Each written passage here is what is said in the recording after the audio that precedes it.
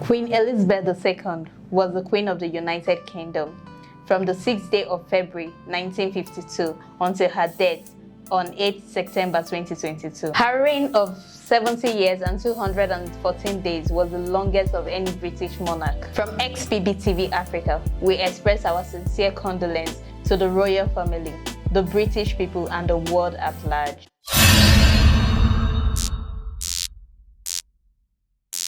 Welcome to Issues Today on XBB Africa. I am Isabel Omodon. I am Egbeji, God's Promise. God's Promise, the most significant monarch in the world is gone. So what do you think her death will part on the world? Well, first of all, I want to say that I express my condolence personally to the British family and the world in general. We know that the United Kingdom plays a major role in the world economy, the social economy as well.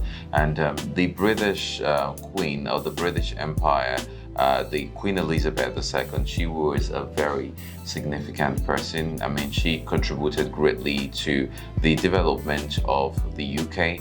And I must say too that her pedigree and contribution to the royal family, considering her historical background. I mean, she faced so many challenges and she was able to overcome, considering royalty from which she came from. Definitely, like every other person, the world is going to mourn and feel her absence, and possibly over time. I mean, the world must continue, and definitely someone has to take over. So it's just something, but I must say that she lived long, and I would call that a glorious asset. In the early hours of Thursday, the British Empire notified the world about the Queen's ill health, and in response to this, Uju Anya tweeted, "I heard the chief monarch of the thieving genocidal empire is finally dying.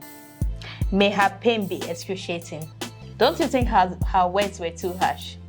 Well, you need to get an understanding of who she is and where she's coming from before you can pass judgments. You should know that Professor Anyu, she studies sex, she studies race, and she studies equality. So you should know that this has a historical background. What she said has a historical background, and she made reference to genocide. And if you really study thoroughly, get your fact, you'll know that the Queen, being the monarch at the time, she had major decisions to make. Diplomatic. But don't you think that was in the past? Yeah, it was in the past, but she still had diplomatic decisions to make, which undeniably affects the future.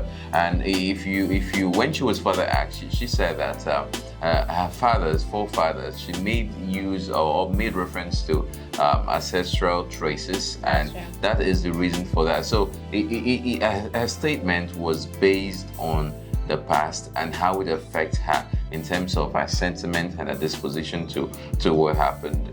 That is just how I see it. But morally it was harsh.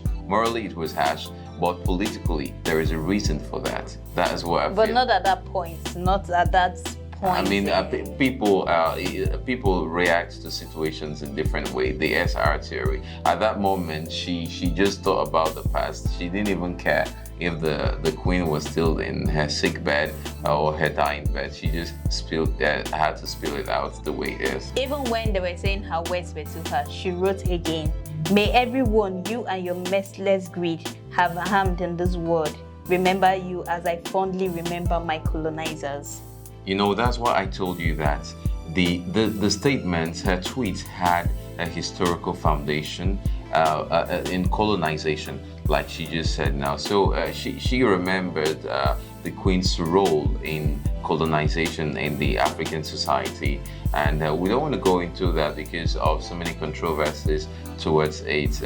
We also know that in the process of colonization, some selfish intentions from the British leaders were inculcated into their process of colonization. So this whole thing, I strongly believe that the professor had her reasons for tweeting. There's been so many responses. One came from Jeff, and where he expressed his dissatisfaction with what she did. Even the university that she works with, they said that they don't have a problem with what she said, but they had a problem with the offensive words that she used. Well, I just feel we're in a society, a democratic society, where people are entitled to their opinion. But as we do that, we want to remember human values, and we want to also remember our cultures.